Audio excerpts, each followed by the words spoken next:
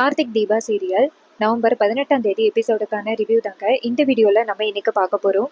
எபிசோடை ஸ்டார்ட் பண்ணுறதுக்கு முன்னாடி இந்த வீடியோவை மறக்காமல் லைக் பண்ணிக்கோங்க. உங்களுடைய ஒவ்வொரு லைக்கும் தொடர்ந்து வீடியோஸ் போடும் பொழுது எங்களுக்கு கொஞ்சம் இன்ட்ரெஸ்டிங்காகவும் என்கரேஜிங்காகவும் இருக்கும். எபிசோடு எப்படி ஸ்டார்ட் ஆகுதுன்னா, ரோகிணி அவங்க அப்பாட்ட போய் சொல்கிறாங்க, அப்பா யாரோ 2 பேர் அம்மாவை கொலை பண்ணுற மாதிரியே நிற்கிறாங்க, பார்க்கவே ரொம்ப பயமாக இருக்குப்பா அப்படின்னு சொல்கிறாங்க. இதை கேட்டுட்டு ராஜா சொல்கிறாரு, சரி இந்த விஷயத்தை பற்றி நான் சாமுண்டீஸ்வரி கிட்ட சொல்கிறேன், இந்த கோவிலை விட்டு நம்ம சீக்கிரம் போகணும் அப்படின்னு சொல்லிட்டு அவர் போய் நேராக சாமுண்டீஸ்வரி கிட்ட, இங்கே பாரு சாமுண்டீஸ்வரி, கோவிலில் சந்தேகத்துக்கு இடமா 2 பேர் நிற்கிறாங்க, அவங்கள பார்க்கும் பொழுதே எனக்கு ரொம்ப பயமாக இருக்குது, அதனால நம்ம சீக்கிரம் வீட்டுக்கு போகிறது நல்லது அப்படின்னு சொல்ல சாமுண்டீஸ்வரி சொல்கிறாங்க, 2 பேரும் பயப்படாம அமைதியாக இருங்க அப்படின்னு. அப்போ ராஜா சொல்கிறாரு, இங்கே பாரு சாமுண்டீஸ்வரி, நம்ம பொண்ணுங்களும் பக்கத்தில் இருக்காங்க, அவங்களுக்கு ஏதாவது ஆபத்துன்னா நம்ம என்ன பண்ணுறது, நம்ம சீக்கிரம் வீட்டுக்கு போகணும் வா அப்படின்னு. ஆனால் சாமுண்டீஸ்வரி சொல்கிறாங்க, என்ன நடந்தாலும் நடக்கட்டும், அதான் நான் இருக்கேன்ன, என்ன மீறி எதுவும் நடக்காது, வாங்க போகலாம் அப்படின்னு சொல்லிட்டு நேராக சாமுண்டீஸ்வரி பொண்ணுங்களை கூட்டிக்கிட்டு நடக்க ஆரம்பிக்கிறாங்க. அதே நேரத்தில் அந்த 2 ரவுடிங்களும் நேராக சாமுண்டீஸ்வரியை பார்த்ததோட அருவாலை எடுக்கிறாங்க. அருவாலை பார்த்ததோட ராஜாவோட ஹஸ்பண்டும் பார்த்துட்டு ரொம்ப பயப்படுறாங்க. ஐயோ என்ன இது, இவ்வளோ பெரிய அருவாலை வச்சுக்கிட்டு நிற்கிறானுங்களே அப்படின்னு சொல்லிட்டு ராஜாவும் சின்ன மாப்பிள்ளையும் பயந்து போயிட்டு நேராக சாமுண்டீஸ்வரிக்கு பின்னாடி ஒளிஞ்சிக்கிறாங்க. இதை பார்த்துட்டு ரோகிணி அவங்க புருஷனை பார்த்துட்டு, உனக்கு வெக்கமா இல்லையா அப்படின்னு சொல்லி கேட்குறாங்க. அப்போ அந்த ரவுடிங்க 2 பேருமே ஏய் புவனேஸ்வரி, சாமுண்டீஸ்வரி, இன்னைக்கு நீ கோவிலை விட்டு எங்கேயும் போக முடியாது அப்படின்னு. அப்ப சாமுண்டீஸ்வரி நேராக அவனுங்களை பார்த்துட்டு, என்னடா பண்ண முடியும் உங்களால அப்படின்னு சொல்ல, அப்ப அந்த ரவுடிங்க கையில அருவாளோட சாமுண்டீஸ்வரிய வெட்ட வராங்க. இதை பார்த்ததோட சாமுண்டீஸ்வரி டக்குன்னு கையில துப்பாக்கி எடுத்து அவனுங்களை ஷூட் பண்ண, இதை பார்த்துட்டு அந்த ரவுடிங்க செம அதிர்ச்சி ஆகுறாங்க. அப்ப டக்குன்னு சாமுண்டீஸ்வரிக்கு பின்னாடி இன்னொரு ரவுடி அந்த துப்பாக்கியை கட்டையால தட்டி விட்டுறான். இதனால சாமுண்டீஸ்வரியோட துப்பாக்கி கீழே விழுந்துருது. இதை பார்த்ததோட ராஜா அதிர்ச்சி ஆகுறாரு. ராஜா நேரா சாமுண்டீஸ்வரி கிட்ட, சாமுண்டீஸ்வரி வா சீக்கிரம் இந்த இடத்த விட்டு போயிடுவோம், நம்ம போறது தான் நல்லது அப்படின்னு சொல்ல, அப்ப சந்திரகலா சொல்றாங்க, ஆமாக்கா நம்ம இருக்கிறது ரொம்ப ஆபத்து, நம்ம சீக்கிரம் இந்த இடத்த விட்டு போகணும், உங்க உயிருக்கு ஆபத்து அப்படின்னு. அப்ப சாமுண்டீஸ்வரி சொல்றாங்க, அவனுங்களால நம்மளை ஒன்றும் பண்ண முடியாது அப்படின்னு. அப்ப ஒரு ரவுடி என்ன பண்றான்னா, கையில கத்தி எடுத்துக்கிட்டு நேரா சாமுண்டீஸ்வரியை குத்த வரான். ஆனா அந்த சாமுண்டீஸ்வரியோட திமிரு கொஞ்சம் கூட மாறவே இல்லை. குத்தட்டும் அப்படின்னு நிக்கிறாங்க. அப்பன்னு பார்த்து டக்குன்னு நம்ம கார்த்தி நேரா அந்த ரவுடியை பிடிக்க, இதை பார்த்ததோட சாமுண்டீஸ்வரி ஷாக் ஆகுறாங்க. அப்ப கார்த்தி நேரா அந்த ரவுடிய அடிச்சு காலி பண்றாங்க. அந்த ரவுடி பயந்து அந்த இடத்த விட்டு ஓட, அப்ப சாமுண்டீஸ்வரி கை தட்டுறாங்க. இதை பார்த்துட்டு கார்த்தி நேரா சாமுண்டீஸ்வரி கிட்ட, ரொம்ப நன்றி மேடம் அப்படின்னு சொல்ல, சாமுண்டீஸ்வரி கேட்குறாங்க, இதுக்கு நான் உனக்கு என்ன உதவி வேணாலும் பண்ணுவேன், ஆனா உனக்கு தான் அந்த தங்கம் பணம் எதுவுமே பிடிக்காதே, அப்படி இருக்கையில உனக்கு நான் என்ன உதவி தான் பண்றது அப்படின்னு. ஆர்த்தி சொல்றாரு, மேடம் உங்க தங்கச்சி சந்திரகலா எனக்கு வேலை போட்டு கொடுக்கறதா சொன்னாங்க, நான் ஏதோ உங்களோட அருமையை பத்தி புரிஞ்சுக்காம எனக்கு இந்த வேலை வேணாம் அப்படின்னு சொல்லிட்டேன், இப்ப நான் சொல்றேன் எனக்கு இந்த வேலை போட்டு கொடுங்கம்மா அப்படின்னு சொல்லிட்டு கார்த்திக் கெஞ்ச, இதை பார்த்துட்டு சாமுண்டீஸ்வரி மனசுக்குள்ள சந்தோஷப்படுறாங்க.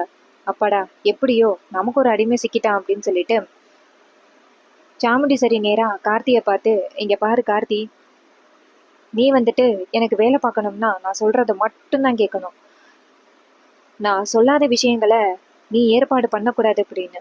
அப்ப கார்த்தி சொல்றாரு, மேடம் உங்களுக்கு நான் எப்பவுமே அடிமையா இருப்பேன் மேடம், அதானே உங்களுக்கு வேணும் அப்படின்னு. இதை கேட்டுட்டு சாமுண்டீஸ்வரி சொல்றாங்க, ஆமா நீ எனக்கு எப்பவுமே அடிமையா இருக்கணும், நான் சொல்றத மட்டும்தான் கேட்கணும், நான் சொல்லாத விஷயங்களை நீ என்னைக்கு செய்யக்கூடாது அப்படின்னு. அப்ப ரேவதி அந்த இடத்துக்கு வராங்க.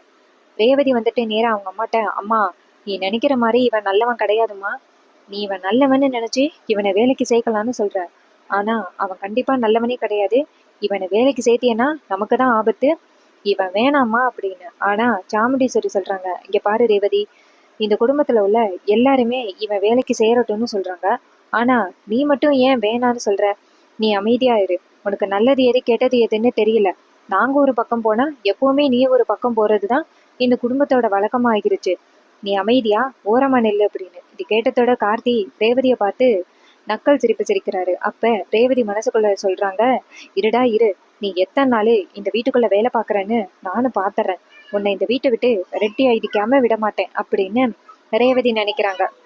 கார்த்தி வந்துட்டு நேரா ரேவதியை பார்த்துட்டு நக்கல் சிரிப்பு சிரிக்கிறாரு. அதுக்கப்புறமா சாமுண்டீஸ்வரி நேரா கார்த்தியை பார்த்து, இங்க பாரு கார்த்தி, எனக்கு வேலை பார்க்கணும்னா அது சாதாரண விஷயம் கிடையாது அப்படின்னு. அப்ப கார்த்தி கேட்குறாரு, சொல்லுங்க மேடம் அப்படின்னு. அப்ப சாமுண்டீஸ்வரி சொல்றாங்க, இங்க பாரு, எனக்கு நீ வந்துட்டு அடிமையா தான் இருக்கணும். இன்னைக்கு வந்துட்டு எனக்கு ஆபத்து வந்துச்சுல்ல, அதே மாதிரி எங்களுக்கு என்ன ஆபத்து வந்தாலும் நீ தான் பாதுகாக்கிற மாதிரி இருக்கும் அப்படின்னு. அப்ப கார்த்தி சொல்றாரு, மேடம் இதெல்லாம் ரொம்ப பெரிய விஷயம் இல்ல, நான் பாத்துக்கிறேன் அப்படின்னு சொல்ல, இது கேட்டுட்டு கார்த்தியும் சரி இதை கேட்டுட்டு சாமுண்டீஸ்வரியும் சரி வா போகலாம் அப்படின்னு சொல்லிட்டு நேரா கார்த்திய சாமுண்டீஸ்வரி வீட்டுக்கு கூட்டிட்டு போறாங்க. அப்ப ரேவதி நினைக்கிறாங்க, இந்த கார்த்தி சாதாரண ஆள் கிடையாது, கண்டிப்பா இவன் ஏதோ ஒரு நோக்கத்தோட தான் இந்த ஊருக்கு வந்திருக்கான். அவனோட நோக்கம் என்ன அப்படிங்கிறத சீக்கிரம் கண்டுபிடிச்சு அம்மா கிட்ட சொல்லி இவனை இந்த வீட்டை விட்டு துரத்தணும் அப்படின்னு அந்த ரேவதி நினைக்கிறாங்க. இன்னொரு பக்கம் ரோஹிணி வந்துட்டு நேரா சுவாதி வந்துட்டு நேரா கார்த்தியை பார்த்துட்டு, இவர் தானே நம்ம பாட்டு பாடினதை பார்த்தது, நம்ம பாட்டு பாடினதை ரெக்கார்ட் பண்ணது, ஒருவேளை இவர் அம்மா கிட்ட காமிச்சிட்டா ரொம்ப பெரிய பிரச்சனை ஆகிருமே, இவர் அந்த பாட்டை அம்மா கிட்ட காமிக்காத பத்தி நம்ம கேட்டுக்கணும் அப்படின்னு நினைக்கிறாங்க. இன்னொரு பக்கம் சாமுண்டீஸ்வரி நேரா கார்த்தியை வீட்டுக்கு கூட்டிட்டு போறாங்க. அங்க போனதோட சாமுண்டீஸ்வரி நேரா சேர்ல போய் உட்கார்றாங்க. அப்ப ராஜா எல்லாருமே நிக்கிறாங்க.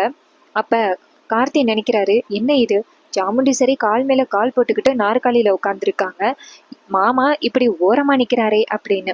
அப்ப சாமுண்டீஸ்வரி நேரா கார்த்திய பார்த்து, என்ன வெறப்பா நின்னுகிட்டு இருக்க, கை கட்டி நில்லு, அதான் எனக்கு பிடிக்கும் அப்படின்னு. அப்ப கார்த்தி நினைக்கிறாரு, ஆஹா அத்தையோட ஆட்டத்தை ஆரம்பிச்சுட்டாங்க போலயே, சரி நம்ம கை கட்டியே நிப்போம் அப்படின்ட்டு கார்த்தியை கை கட்டிக்கிட்டு நிக்கிறாரு. இதை பார்த்துட்டு சாமுண்டீஸ்வரி நினைக்கிறாங்க, நம்ம யார வந்துட்டு நினைச்சாலுமே அவங்கள கை கட்டி முன்னாடி நிக்க வைக்கிறோமே அப்படின்ட்டு ரொம்ப சந்தோஷப்படுறாங்க சாமுண்டீஸ்வரி. அப்ப சந்திரகலா நினைக்கிறாங்க, ச்சே இவனை எப்படியாவது என் புருஷனோட சேர்த்து விட்டு சாமுண்டீஸ்வரிக்கு எதிரா ஏதாவது பண்ணலாம் அப்படின்னு நினைச்சா, இப்படி இவன் இந்த சாமுண்டீஸ்வரி கூட இருந்து சேர்ந்துட்டானே, இனிமே இந்த சாமுண்டீஸ்வரிய எப்படி ஜெயிக்கிறது அப்படின்னு அந்த சந்திரகலாவுக்கு செம்ம கோவம். அப்ப இன்னொரு பக்கம் சாமுண்டீஸ்வரி நேரா சந்திரகலா கிட்ட, நீங்க பாரு சந்திரகலா, இவன் ஒழுங்கா வேலை பார்க்கறானா என்ன அப்படிங்கிறத பாத்துக்க வேண்டியது உன் பொறுப்பு, இவனுக்கு சம்பள விஷயங்கள் எல்லாத்தையுமே நீ பாத்துக்க அப்படின்னு. சந்திரகலா சொல்றாங்க, அக்கா நான் பாத்துக்கிறேன்க்கா, நீங்க இந்த விஷயத்த பத்தி கவலைப்பட வேண்டிய அவசியம் கிடையாது அப்படின்னு. அதுக்கப்புறமா சாமுண்டீஸ்வரி நேரா கார்த்தியை பார்த்து, இங்க பாரு, இந்த வீட்டுல நிறைய பொருட்கள் இருக்கு, அந்த பொருட்கள் எல்லாத்தையுமே அழகா தொடச்சி கிளீன் பண்ணி வைக்கணும் அப்படின்னு. கார்த்தி சொல்றாரு, மேடம் எல்லாத்தையும் நான் கரெக்டா பண்ணிடுறேன் மேடம், நீங்க எதுக்கும் கவலைப்பட வேணாம் அப்படின்னு. அப்ப சாமுண்டீஸ்வரியும் சரி அப்படின்னு சொல்ல, கார்த்தி நேரா சாமுண்டீஸ்வரி கிட்ட, மேடம் எனக்கு இன்னொரு ஒரே ஒரு வேண்டுதல் அப்படின்னு. அப்ப சாமுண்டீஸ்வரி கேக்குறாங்க, என்னன்னு சொல்லு, என் வீட்டுக்கு வேலைக்கு வந்திருக்க, நான் சொல்றதை கேட்டு எனக்கு அடிமையா இருக்க, அப்புறம் உனக்கு இதை கூட பண்ண மாட்டேனா, சொல்லு என்ன வேணும் அப்படின்னு. அப்ப கார்த்தி சொல்றாரு, எனக்கு 2 ஃப்ரெண்டு இருக்காங்க, அவங்க பேரு அருணும் ஆனந்து, அவங்க 2 பேரையும் இந்த வீட்டுக்கு வேலைக்கு எடுத்துக்கிட்டீங்கன்னா நல்லா இருக்கும் அப்படின்னு. இது கேட்டதோட சாமுண்டீஸ்வரி சொல்றாங்க, என்ன வேலைக்கா, உனக்கே வந்துட்டு உன்னை விட அவங்க பலசாலியா அப்படின்னு. அப்ப கார்த்தி சொல்றாரு, அவங்க 2 பேரும் கூட இருந்தாங்கன்னா எனக்கு அது ஒரு பலம் மாதிரி அப்படின்னு. அப்ப சாமுண்டீஸ்வரி சொல்றாங்க, எனக்கு என் குடும்பம் எப்படி பலமா இருக்கோ அதே மாதிரிதான் உனக்குமா, சரி ஓகே, அவங்க 2 பேரையும் வேலைக்கு கூப்பிடு அப்படின்னு. அப்ப கார்த்தி சொல்றாரு, அவங்க ஆல்ரெடி வந்துட்டாங்க மேடம் அப்படின்னு சொல்ல, சாமுண்டீஸ்வரி பாக்குறாங்க அருணையும் ஆனந்தையும். அப்ப அருண் சொல்றாரு, மேடம் எங்களுக்கு வேலை போட்டு கொடுத்ததுக்கு ரொம்ப நன்றி மேடம் அப்படின்னு. சாமுண்டீஸ்வரி சொல்றாங்க, இங்க பாருங்க, ஏதாவது பிரச்சனை வர மாதிரி இருந்துச்சுன்னா அவ்வளோதான் அப்படின்னு. இதை கேட்டுட்டு அருண் சொல்றாரு, மேடம் உங்களை அல்லாம ஒரு தூணை கூட நாங்க அசைக்க மாட்டோம் அப்படின்னு சொல்ல, சாமுண்டீஸ்வரியும் சரி அப்படின்னு சொல்றாங்க. அதுக்கப்புறமா நம்ம கார்த்தி வந்துட்டு வெளியில வராரு. அப்ப ரேவதி நேரா கார்த்தி கிட்ட போய் நிக்கிறாங்க. அப்ப கார்த்தி நேரா ரேவதி கிட்ட, என்ன நீ இங்கேயே வந்துட்ட அப்படின்னு சொல்ல, ரேவதி சொல்றாங்க, நான் தான் சாமுண்டீஸ்வரி அம்மா, உங்க பெரியம்மா இருக்காங்கல்ல அவங்களோட 2வது பொண்ணு அப்படின்னு. இதை கேட்டதோட கார்த்தி நினைக்கிறாரு, அந்த நல்ல பொண்ணு இந்த பொண்ணு தானா, ஆனா தாத்தா சொன்ன அளவுக்கு இந்த பொண்ணு ஒன்றும் நல்ல பொண்ணு மாதிரி தெரியலையே, இருக்கிறதுலயே திமிரு பிடிச்சது இதானா அப்படி தோணுது அப்படின்னு. அப்ப ரேவதி கேக்குறாங்க, என்ன ஏதோ யோசிக்கிற மாதிரி இருக்கு அப்படின்னு. கார்த்தி சொல்றாரு, இல்ல இந்த வீட்லயே 2வது பொண்ணு தான் கொஞ்சம் அடக்கமான பொண்ணு அப்படின்னு சொன்னாங்க, ஆனா அவங்க சொன்னது எல்லாமே பொய், இந்த வீட்லயே திமிரு பிடிச்ச பொண்ணுன்னா அது நீயாதான் இருப்ப போல அப்படின்னு. இதை கேட்டுட்டு அந்த ரேவதி செம்ம கோவப்படுறாங்க. இங்க பாரு, தேவையில்லாம பேசாத. நான் உன்கிட்ட என்ன சொன்னேன்? நீ வந்துட்டு 24 மணி நேரத்துக்குள்ள இந்த ஊரை விட்டு போகணும்னு சொன்ன. ஆனா நீ பாட்டுக்கும் இந்த ஊர்லயே தங்கியிருக்க. வந்து எங்க அம்மா கிட்டயே வேலைக்கு சேர்ற. என்ன நினைச்சுக்கிட்டு இருக்க அப்படின்னு. அப்ப அருண் சொல்றாரு, ஐயோ மேடம், உங்ககிட்ட நாங்க முன்னாடி என்ன சொன்னோம்? நீங்க ஒரு விஷயத்த செய்யாதீங்க அப்படின்னு சொன்னா அததான் கார்த்தி செய்வான்னு சொன்னோம். ஆனா நீங்க கொஞ்சம் கூட கேட்கவே இல்லை. இந்த ஊரை விட்டு கார்த்தியே போக சொன்னீங்க. ஆனா கார்த்திக்கு இந்த ஊரு ரொம்ப பிடிச்சிருக்கான். அதனாலதான் கார்த்தி இந்த ஊர்லயே கொஞ்ச நாள் தங்கலாம் அப்படின்னு முடிவு பண்ணிட்டான் அப்படின்னு. இது கேட்டதோட ரேவதி சொல்றாங்க, சரி இருக்கட்டும், நீயா இந்த ஊரை விட்டு போவலைன்னா நானே உன்னை இந்த ஊரை விட்டு துரத்தி அடிக்கிற மாதிரி இருக்கும், பாத்துக்கோ. இன்னும் ஒரு வாரத்துல உன்னை இந்த ஊரை விட்டு ஓட வச்சு காமிக்கிறேன் அப்படின்னு சொல்ல கார்த்தி சொல்றாரு, ஓ சவாலா அப்படின்னு. ரேவதி சொல்றாங்க, இந்த ரேவதி கிட்டேயே சவாலா?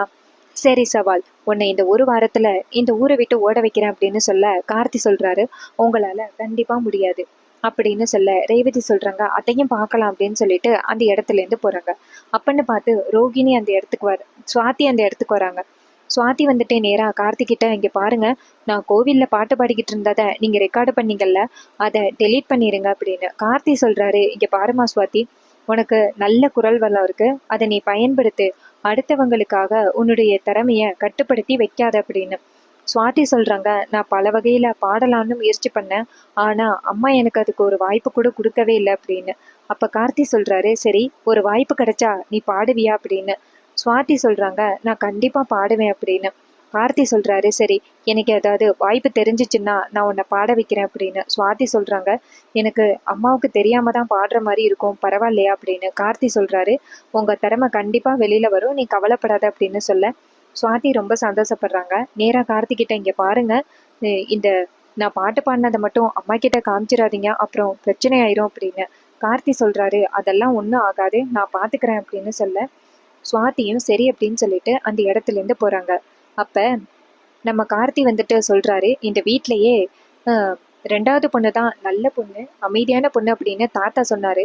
ஆனா ரெண்டாவது பொண்ணு தான் இந்த வீட்டுல உள்ள திமிரு பிடிச்சவங்களை விட மேற்கொண்டு திமிரு பிடிச்சவளா இருக்கா. அவளை போய் தாத்தா நல்லவன்னு சொல்லியிருக்காரு. ஆனா கடைசி பொண்ணு சுவாதி இருக்கா பாரு, அவதான் ரொம்ப நல்ல பொண்ணு மாதிரி தெரியுது அப்படின்னு சொல்றாங்க. அருண் சொல்றாரு, ஏன் கார்த்தி நீ இப்படி சொல்றேன்னு எனக்கு தெரியும். அவ பாட்டு பாடினா அப்படிங்கிறதுக்காக தானே நீ உயர்வா சொல்ற, உனக்கு பாட்டுன்னா ரொம்ப பிடிக்கும் அப்படின்னு. அப்ப கார்த்தி அமைதியா போன் எடுத்து பாக்குறாரு. போன்ல தீபாவோட போட்டோவை பார்த்ததோட அருண் கேக்குறாரு, என்ன கார்த்தி, தீபாவோட நினப்பு வந்துருச்சா அப்படின்னு. கார்த்தி சொல்றாரு, அப்புறம் தீபாவோட நினப்பு வராம இருக்குமா அப்படின்னு சொல்ல ஆனந்த் டக்குன்னு, அருண் சும்மா இருடா அப்படின்னு சொல்லிட்டு நேரா கார்த்தி கிட்ட, இங்க பாரு கார்த்தி, பழைய விஷயங்களை நீ மறப்ப அப்படிங்கிற ஒரு காரணத்தினாலதான் அம்மா உன்னை இந்த ஊருக்கு அனுப்பியிருக்காங்க. அதோட தாத்தாவோட பிரச்சனையும் முடிக்கிறதுல நம்ம ஒரு குறிக்கோளா இருக்கோம். அதனால நீ பழைய விஷயங்களை ஞாபகத்துக்கு கொண்டுட்டு வந்தியன்னா அதுவே உனக்கு மறுபடியும் கஷ்டமா போயிடும். நீ தயவு செஞ்சு பழைய விஷயங்களை நினைக்காம தாத்தாவோட ப்ராப்ளத்தை எப்படி முடிக்கிறதுன்னு பாரு அப்படின்னு. கார்த்தி சொல்றாரு, சரிண்ணா அப்படின்னு சொல்ல கார்த்தி அந்த இடத்துல இருந்து சோகமா போக, அப்ப ஆனந்த் அருண் கிட்ட, இங்க பாரு அருண், தப்பி தவறி கூட மறுபடியும் அந்த தீபாவோட ஞாபகத்தை இடையில கொண்டுட்டு வராத அப்படின்னு. அப்ப அருண் சொல்றாரு, சரிண்ணா, நான் மறுபடியும் தீபாவோட ஞாபகத்தை வெளியில கொண்டு வர மாட்டேன் அப்படின்னு சொல்றாரு. இன்னொரு பக்கம் நம்ம கார்த்தி அங்கேருந்து போயிட்டு மாடியில நிக்கிறாரு. அப்பன்னு பார்த்து ரேவதி வீட்டு வாசல்ல நின்றுகிட்டு இருக்காங்க. அப்ப கார்த்தி மாடியில நிக்கிறத பார்த்துட்டு ரேவதி நேரா கார்த்தியை பார்த்துக்கிட்டு, நீ எங்கே இருந்து வந்தேன்னு இன்னும் எனக்கு தெரியல. ஃபர்ஸ்ட் நீ யாரு, எதுக்காக இங்க வந்திருக்க அப்படிங்கிறத கண்டுபிடிக்கணும். அப்பதான் உன்னை இந்த வீட்டை விட்டு ஈஸியா துரத்த முடியும் அப்படின்னு ரேவதி நினைக்கிறாங்க. இன்னொரு பக்கம் கார்த்தி நேரா அவங்க தாத்தாவுக்கு கால் பண்றாங்க. தாத்தா ஃபோன் அட்டன் பண்ணி, சொல்லு பேராண்டி, என்ன இவ்வளவு நேரம் ஆயிட்டு நீ என்ன வீட்டுக்கே வரல அப்படின்னு. கார்த்தி சொல்றாரு, தாத்தா உங்க மருமக வீட்லயே நான் செட்டில் ஆயிட்டேன் அப்படின்னு. இது கேட்டதோட தாத்தா அதிர்ச்சி ஆகி, என்ன கார்த்தி சொல்ற, நீ இப்ப அந்த சாமுண்டீஸ்வரி வீட்டுல இருக்கியா?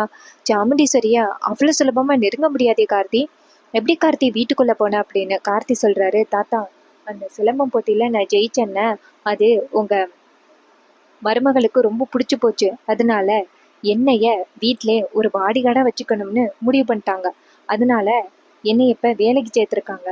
இதை பயன்படுத்தி எப்படியாவது அத்தையோட மனசை மாத்தி நான் கோயில் கும்பாபிஷேகத்துக்கு கூட்டிட்டு வரேன் அப்படின்னு. இது கேட்டதோட தாத்தா சொல்றாரு, பேராண்டி, 25 வருஷமா முடியாதத இன்னைக்கு நீ முடிச்சு காட்ட போற, எனக்கு ரொம்ப சந்தோஷமா இருக்கு கார்த்தி அப்படின்னு. அப்ப கார்த்தி சொல்றாரு, தாத்தா அந்த கும்பாபிஷேகம் நடக்கட்டும் தாத்தா அப்படின்னு. தாத்தா சொல்றாரு, கார்த்தி எனக்கு ரொம்ப சந்தோஷமா இருக்கு. இன்னைக்கு நீ சாமுண்டீஸ்வரி வீட்டுக்குள்ளேயே போயிருக்கன்னா அது சாதாரண விஷயம் கிடையாது.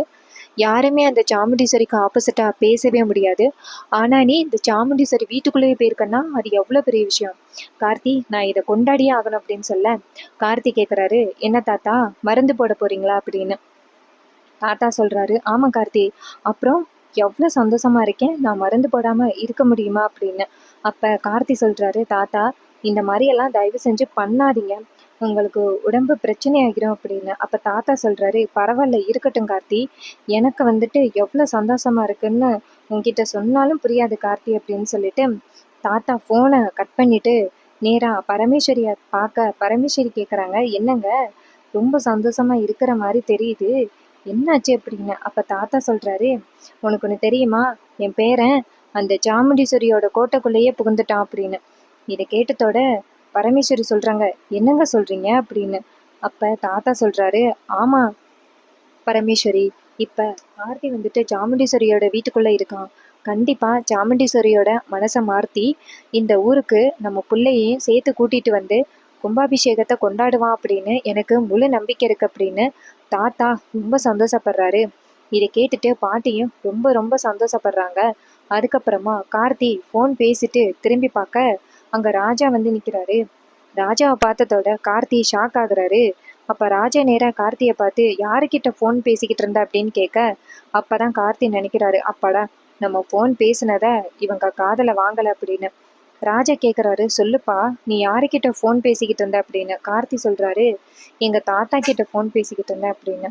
அப்ப ராஜா சொல்றாரு, தாத்தாவா, எந்த ஊரு நீ, எந்த ஊர்ல இருந்து வர, அது எதையுமே நீ சொல்லவே இல்லை அப்படின்னு. கார்த்தி சொல்றாரு, நான் பக்கத்து ஊர்ல இருந்து வரேன் அப்படின்னு. அப்ப ராஜா கேக்குறாரு, இங்க பாரு, பக்கத்து ஊர்னா உங்க தாத்தா பேர் என்ன, உங்க அப்பா அம்மா பேர் என்ன அப்படின்னு. கார்த்தி சொல்றாரு, அதை பத்தி நான் இப்போதைக்கு சொல்லல, நான் கொஞ்ச நாள் மட்டும்தான் இங்க வேலை பார்க்க போறேன், வேலை பார்த்துட்டு நேரா நான் ஊருக்கு கிளம்பிடுவேன் அப்படின்னு. அப்ப ராஜா சொல்றாரு, என்ன இந்த சாமுண்டீஸ்வரியோட கோட்டைக்குள்ள புகுந்துட்டு திரும்பி வெளியில போகணும்னு நினைக்கிறியா, அதுக்கெல்லாம் வாய்ப்பே இல்லை. சாமுண்டீஸ்வரியோட கோட்டைக்குள்ள புகுந்துட்டா திரும்பி வெளியில போறதுக்கு வாய்ப்பே கிடையாது அப்படின்னு. அப்ப கார்த்தி கேக்குறாரு, சரி இவங்க வீட்ல இந்த தாத்தா பாட்டி அப்படின்லாம் யாருமே இல்லையா, உங்க அம்மா அப்பா எல்லாம் எங்க அப்படின்னு. ராஜா சொல்றாரு, என் அம்மா அப்பாவா, என் அம்மா அப்பா இப்ப என் கூட இல்ல, நான் வந்துட்டு அவங்களுக்கு ரொம்ப பெரிய துரோகம் பண்ணிட்டேன், அதனால அவங்க இப்ப என் மேல ரொம்ப கோவத்துல இருப்பாங்க, என்னால அவங்க கிட்ட முகத்தை காமிச்சு மன்னிப்பும் கேட்க முடியல. சாமுண்டீஸ்வரி ஆரம்ப காலத்துல காதலிக்கும் பொழுது என் கூட நல்ல பாசமா தான் இருந்தா, அதுக்கப்புறம் அவளுக்கு என்ன ஆச்சுன்னே தெரியல, அவ இப்படி நடந்துக்க ஆரம்பிச்சிட்டா. ஆனா அவ மனசுலயும் லவ் இருக்கு அப்படின்னு எனக்கு தெரியும், ஆனா வெளியில காமிச்சுக்க மாட்டேங்கிறா அப்படின்னு. கார்த்தி சொல்றாரு, இங்க பாருங்க, இதே மாதிரி எத்தனை நாள் தான் நீங்க அமைதியா அடிமை மாதிரி இருக்க போறீங்க அப்படின்னு. அவர் சொல்றாரு, இங்க பாரு, எனக்கு 4 பொண்ணுங்க இருக்காங்க, அவங்களோட வாழ்க்கை நல்லபடியா அமைஞ்சா மட்டும் எனக்கு போதும், மற்றபடி எனக்கு வந்துட்டு சாமுண்டீஸ்வரிய அடக்கி ஆளணும் அப்படிங்கிறதெல்லாம் எனக்கு இன்னும் நல்லபடியா நல்லா வாழ்ந்தா போதும் அப்படின்னு ராஜா சொல்றாரு. இதை கேட்டுட்டு கார்த்தி நினைக்கிறாரு, மாமா ரொம்ப நல்லவரா தான் இருக்காரு, ஆனா சாமுண்டீஸ்வரி அத்தை ஏன் இப்படி பண்றாங்க அப்படின்னு கார்த்தி நினைக்கிறாரு. ரொம்பவே சூப்பரா அப்கமிங் எபிசோட கொண்டு போறாங்க. இதே மாதிரி இனிமே மறக்காம நம்ம சேனலை சப்ஸ்கிரைப் பண்ணிக்கோங்க. இது வரைக்கும் இந்த வீடியோவை தொடர்ந்து பார்த்த உங்க எல்லாருக்குமே ரொம்ப நன்றி. அடுத்த வீடியோல பார்க்கலாம். தேங்க்யூ ஃபார் வாட்சிங்.